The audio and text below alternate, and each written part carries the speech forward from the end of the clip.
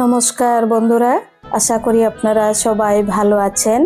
আজ আমি বানাবো আটার দিয়ে সিন্নি রেসিপি। তো এখানে এক বাটি আশীর্বাদ আটা নিয়েছি। এই আটার মধ্যে এখন দিয়ে দেব ফ্রেশ নারকেল কুড়ানো 2 চামচ,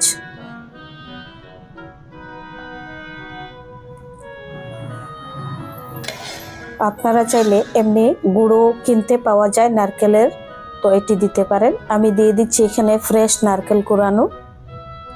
তারপর দিয়ে দিচ্ছি অ্যাপেল একটি ছোট করে কেটে এবং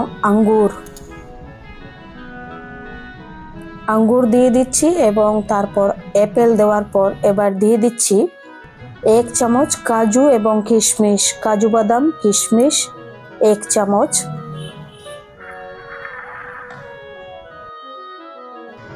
তারপর 1 চামচ বেদানা দিয়ে দিচ্ছি।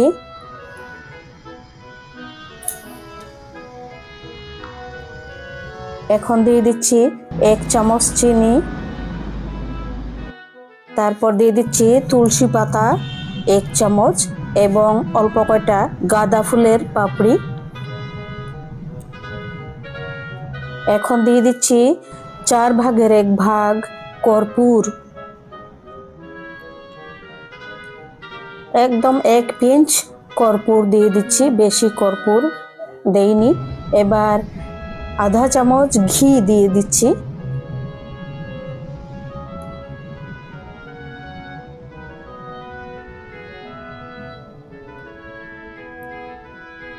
এখন দিয়ে দেব আরো বাকি উপকরণগুলো। মধু যার যার স্বাদ অনুযায়ী এরকম দিতে পারেন। আমি এখানে 2 চামচ পরিমাণ মধু দিয়ে দিচ্ছি।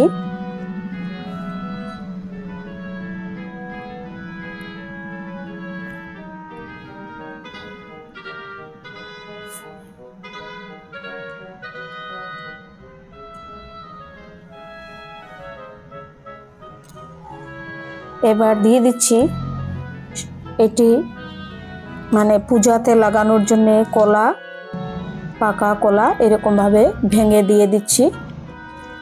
এবার দিয়ে দিচ্ছি 250 মিলিগ্রাম দুধ।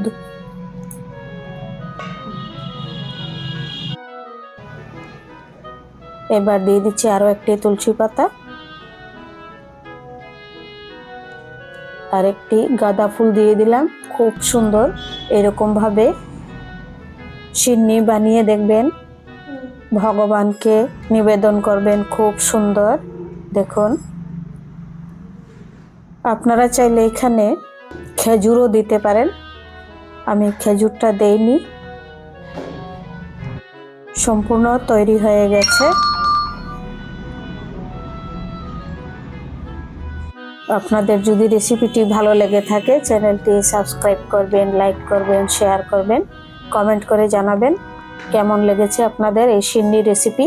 সবগুলো এরকম ভাবে আমি মেখে নিয়েছি একটি চামচ দিয়ে। দেখুন দারুণ সুন্দর হয়েছে, খুব সুন্দর সেন্ট বেরিয়েছে। সবাই ভালো থাকুন, সুস্থ